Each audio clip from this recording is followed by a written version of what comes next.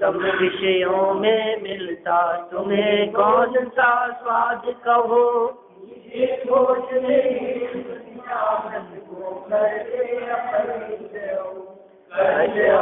विपरीत राग को मधुर मानते हो, मन के दास हुए हो, विषय प्रवृत्ति तुम्हारे कृष्णा, मुख से जो कुछ बचा जगत।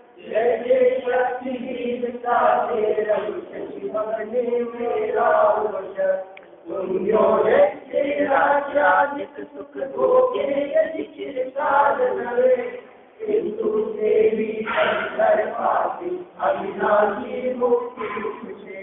अतः परिग्रह ग्रहण तू नहीं, अभिजन उत्साह मोदक ग्रहण चाह कर देवी, नहीं नाचा पद हो। मोदक ग्रहण चाह कर देवी, नहीं नाचा पद हो। आत्मानुशासन नामक यह ग्रंथ आचार्य गुणभद्र स्वामी की सर्वजनोपकारी यह रचना है, और इसमें जगत के जीवों की, लौकिक जीवों की मूर्खतापूर्ण प्रवृत्ति को बताते हैं।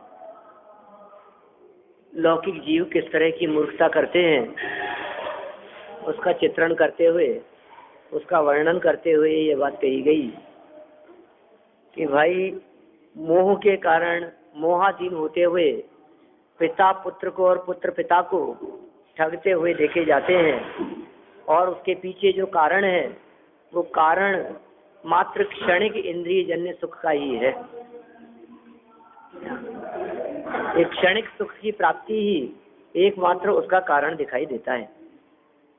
अहो, ऐसे मूढ़ अज्ञानी मूर्ख जीव यमराज को न देखते हुए, माने अपनी मृत्यु का विचार न करते हुए विषय सुख में ही आनंद मानते हैं। ये अर्थ और ये मूल श्लोक की चर्चा कल हमने यहाँ की है, इसका भावार्थ पढ़ते हैं और सुंदर बात कही है। Page number 33। जैसे किसी सिंह की दाढ़ में आया हुआ पक्षी शेर की दाढ़ में आ गया, शेर के मुख के बीच में है, शेर ने जिसे पकड़ लिया है, वह पशु अपने शरीर को खाने वाले सिंह का विचार तो नहीं करता, और क्रीड़ा करने का उपाय करता है। तो बड़ा आश्चर्य है। बोलो, यदि वो कोई जानवर शेर के मुंह में आ गया, अब भी उसको मस्ती सूझ रही है, क्रीड़ा करने का, खेल करने का प्रयास करता है, और ये विचार नहीं करता कि ये सिंह कौन है और मेरा क्या दशा होने वाली है अगले क्षण, इसका विचार नहीं करता। तो बड़ा आश्चर्य होता है हमारे को। इसी प्रकार कह रहे हैं, यमराज की दाढ़ के बीच में काल अर्थात मृत्यु को प्राप्त यह लोक अपनी आयु का हरण करने वाले काल रूपी सिंह का तो विचार नहीं करता। कौन नहीं करता? लौकिक में जो मूर्ख व्यक्ति है वो अपनी मृत्यु का तो विचार नहीं करता, और राज्य आदि पद को प्राप्त करने के लिए अनेक उपाय करता है। यह अत्यंत आश्चर्य की बात है। इतना आश्चर्य स्वरूप बात लगती है कि ये व्यक्ति अपनी मृत्यु के बारे में तो विचार नहीं करता और धन बढ़ाने के चक्कर में लग रहा है। मृत्यु के बारे में तो विचार नहीं कर रहा और इसको तो खेलना कूदना मौज मस्ती दिखाई दे रही है, बाह्य विषयों में आनंद दिखाई दे रहा है। अब क्या कहें, आश्चर्य होता है जगत के जीवों की इस बात को देख करके।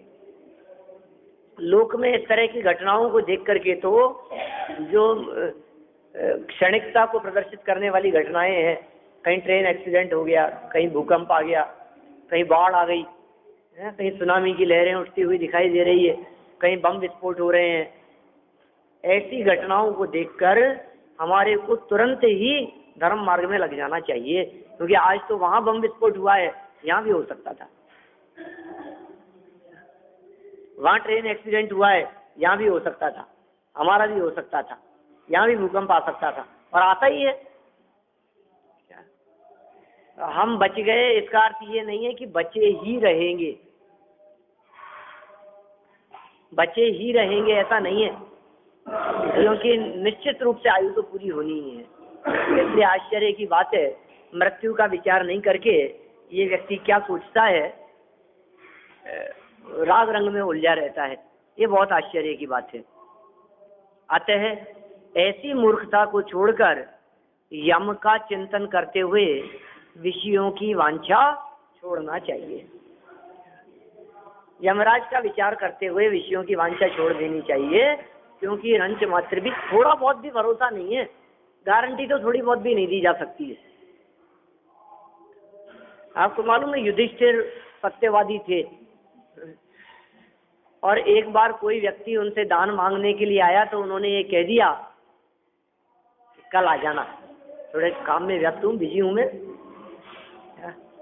कल आ जाना, ऐसा कह दिया। भीम वहीं थे और उन्होंने वो बात सुनी और जाकर के नगाड़े बजा दिए, ढोल बजा दिए, गांव में नगर में लोगों को इकट्ठा कर लिया सूचना देने के लिए।